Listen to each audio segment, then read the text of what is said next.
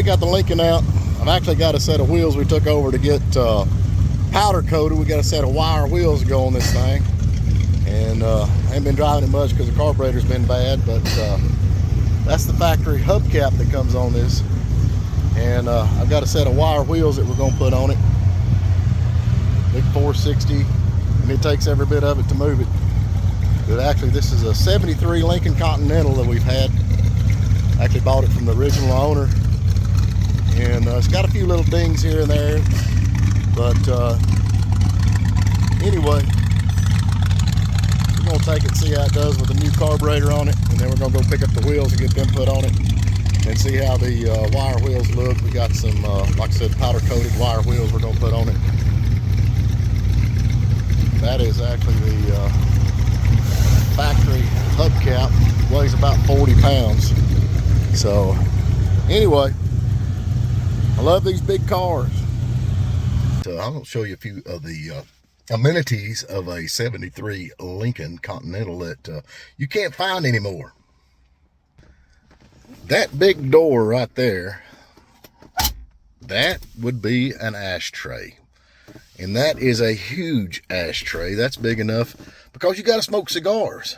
But now for all you other ones, we've got another ashtray over here. That would be 2 ashtrays. And then when you get back in the back, you've got another ashtray. Look at there. And then another ashtray.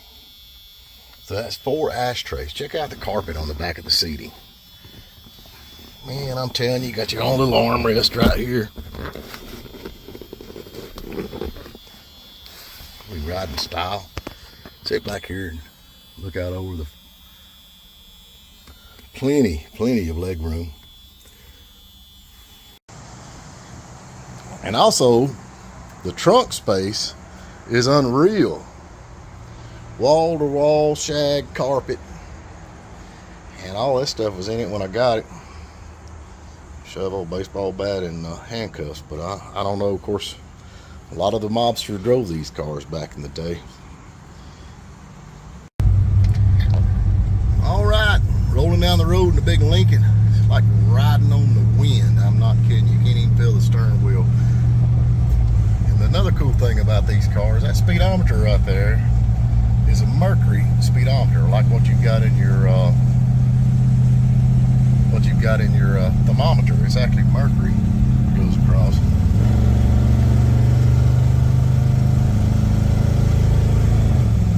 I don't know how much this car weighs, but it just went, I don't know, probably from a half a tank to a quarter of a tank.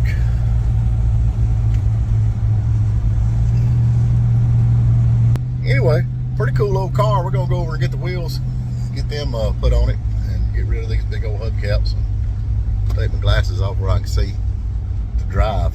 But 73 Lincoln Continental, awesome car. It's been sitting there at the house, and it needs cleaned back up, so we'll get it cleaned up, get it back on the road.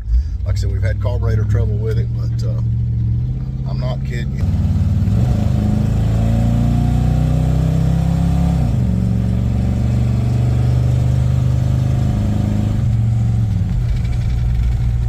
It does all right for a big car. This thing ain't made to race. This is made to ride. That's the way we like it. The front seat of this thing is like a couch that you got in your living room. I'm not kidding you. And this whole thing's got the 460 in it. Hard on gas, but you know, I give up gas for leg room. But anyway, we're just going to take it out and see how it does. We got the carburetor on it, so that's kind of where we're at now. But love these old big cars. Love looking over the hood, that big old hood ornament, that long hood sticking out there. And this car has got 85,000 miles on it. And I guess I would be the second owner of this, but I've had it for probably 10 or 12 years. And slowly getting it put back together. But anyway, we're going to go over and get the wire wheels. Alrighty, folks, I'm over here. Young's Fabrication, there's a number. I'm coming over here and check out my wheels. These guys right here is the one that put the powder coat on the wheels. We'll even ask them how that works so you can see. Hey, how you doing? All right, folks, there they are. Seen them before, and now you see them after. Man, how pretty are them? Let's go in here and see what's going on. Yeah, so this is we're going back into workings here. This is where you put the sand and the water in. Right. and then you hook it up to the compressor.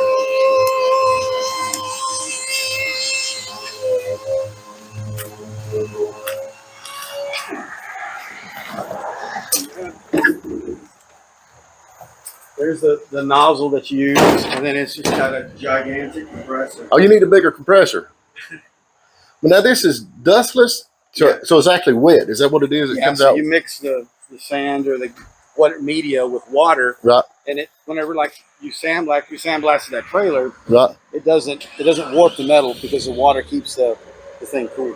So now you sandblasted them wire wheels. Tell me, I want to know about, because I did not realize that powder coat was actually plastic. How does that work? Yeah, so you uh-oh.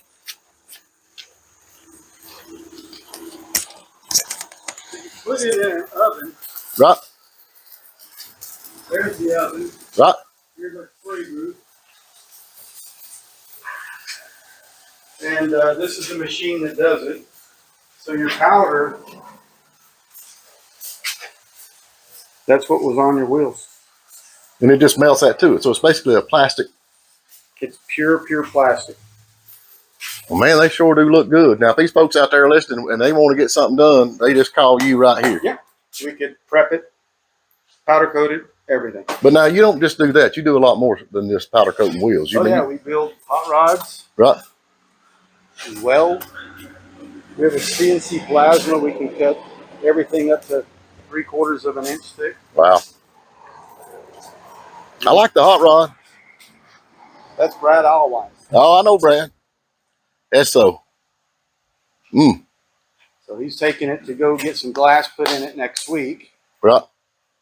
And so yeah, but like even so we got a trailer that they broke the tongue off of. So we do all kinds of aluminum welding and Buy all of it.